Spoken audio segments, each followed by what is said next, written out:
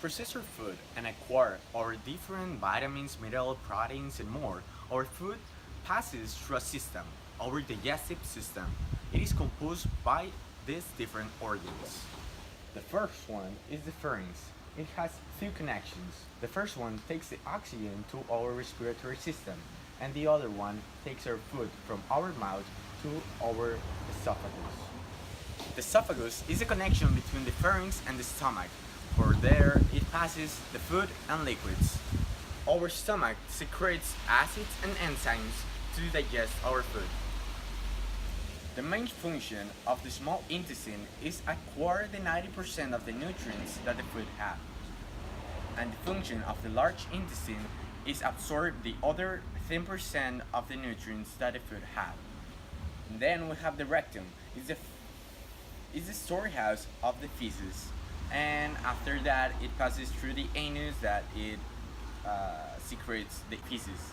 We're going to be talking about the accessory organs. The accessory organs do not take place, the food doesn't pass through them on the main components of the digestion, but they are very important to this process. First, we're going to start with the liver. What the liver does is that it secretes bile. Bile goes to the small intestine and helps with the absorption of fats. The excess of these bile goes to another organ called the gallbladder. Finally, we have the pancreas. Pancreas secretes insulin, which does regulate the blood sugar, which is glucose. And we also have pancreatic juice. This pancreatic juice goes to the stomach and it helps regulate the acid of the stomach with sodium bicarbonate. Now we're going to talk about enzymes. Enzymes are proteins that help speed up chemical process. It can speed up breaking down of certain molecules. It can help also to break apart or rearrange certain protein molecules or even synthesize one of them. It also helps to break down proteins, carbohydrates, lipids, and amino acids. One example is the salivary amylose, which is found in your mouth, and it helps to break down chemically starch. An example of this will be potatoes. Potatoes are rich in starch, so if you leave potato fries in your mouth for too long, you'll start to feel the sweetness in your mouth. Now I will talk about vitamins. Vitamins are organic nutrients required in small amounts that help maintain a healthy and a normal growth in our metabolism. Unlike carbohydrates, vitamins do not provide the body with energy.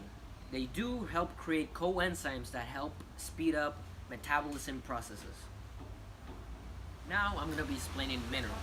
Minerals are inorganic elements that are found in the Earth's crust, like, for example, gold, iron, nickel, phosphorus.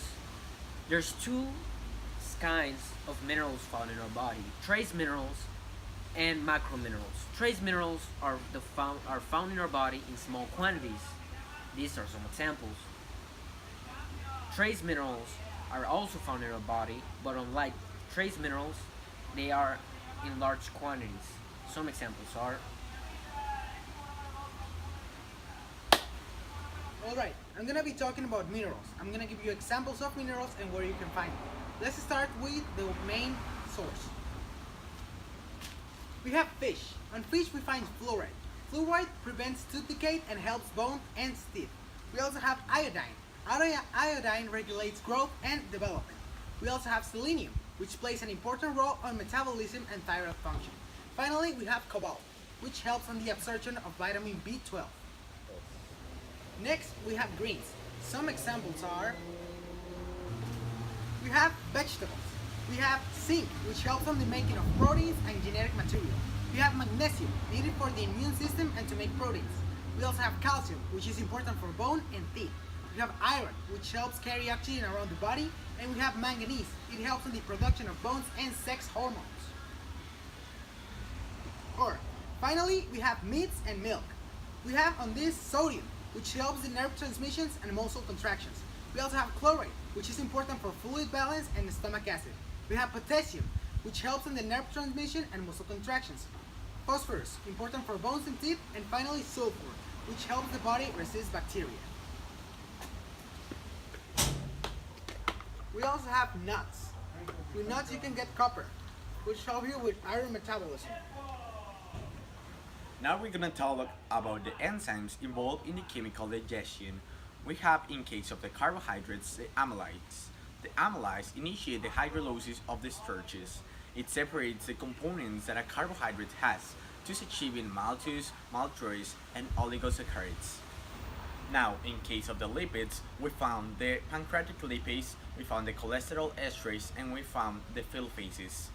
In case of the pancreatic lipase, it allows to create free fatty acids.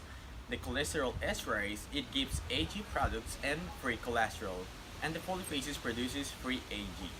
In case of the proteins, we found the pepsin. The pepsin allows to create the peptides that are fermented along the fat, giving us a product oligopeptides and free amino acids. Let's talk about the different vitamins that we can find in the aliments. There are three different types of vitamins acquired. The first one are the fat soluble. The fat soluble includes the vitamin A, D, E, and K. An example of the vitamin K or a product that has vitamin K is the bananas. Now we have the water soluble vitamins. The water soluble vitamins includes the vitamin B and D. An example of aliments that include the vitamin B is the seafood, eggs, and more. Vitamins A, C, and E are are antioxidant vitamins because they, above all their functions, inactive oxygen-free radicals. Now I'm going to explain how to digest the glucose. I'm going to put here how the entire process works, but it's really complicated, so I'm going to simplify it for you. First, glucose is first chemically digested inside our mouth with salivary amylose. As we already explained, it breaks down starch and other chemicals such as glucose. Then it goes to the liver. Of course, it goes through the pharynx and then the esophagus, but the liver is the next step that helps break down glucose. Glucose is stored in the liver, and then it's reintroduced as glycogen, as glycosis. This is later in the stomach as it passes through the small intestine and large intestine. It basically breaks down. But one thing to remember is that glucose is important because it's the main energy source that our body experiences, that our body helps, that our body has. Of course, having a lot of glucose is also bad for your body. So we need to maintain a balance in this area. Now I'm going to explain how the digestive system works to process amino acids. Now, to first process amino acids, first proteins must go and they need to synthesize. Now, the carbohydrates allows, as I explained earlier, goes through the whole process of the mouth, esophagus, but are mainly digested in the stomach. Since of course I'm going to put the whole process here, which it's more complex than it seems, but I'm going to simplify it. The amino acids are digested in the stomach where the acids are at low level pH, so it can be processed right, and so not a lot of waste, and not a lot of stuff goes to waste. Now, of course, amino acids are really important because they're the basis of DNA and other substances, but they go through the acids, which is bilis, in our stomach. Now, the amino acids allow the synthesis of proteins that are basically what distinguishes from other mammals, such as chimpanzees. The proteins that are mainly synthesized from amino acids are nails, proteins from nails, hair, and teeth. Now I'm going to explain how the digestion of glycerol works. Now, glycerol is first broken down it's first broken down from lipids. Now, of course, the digestion of these are responsible, are named the lipase enzymes. Now, these enzymes break lipids into smaller molecules, which are glycerol and fatty acids. Now, glycerol, as glucose, is used for energy, but this is used kind of like a reserve energy in case of emergencies. Now, here I'm gonna put the whole process of how it breaks down. It's really complex, but that's the main physics about it. Now, as I explained, lipids are broken down into two molecules: fatty acids and glycerol.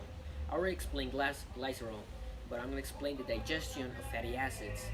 After the digestion, the monoglycerol and the fatty acids associate with bile salts and phospholipids, which are essential building blocks of life. Now, as always, I'm gonna put here the whole process, which is digested, but it's basically kind of like a reserve energy. It's used for reserve energy, but it's better than glycerol, but not as good as glucose. Now, the difference between fatty acids and glycerol is that fatty acids have a higher yield of energy per unit, so it can be used for more. It has more store energy in it than glycerol. Yeah.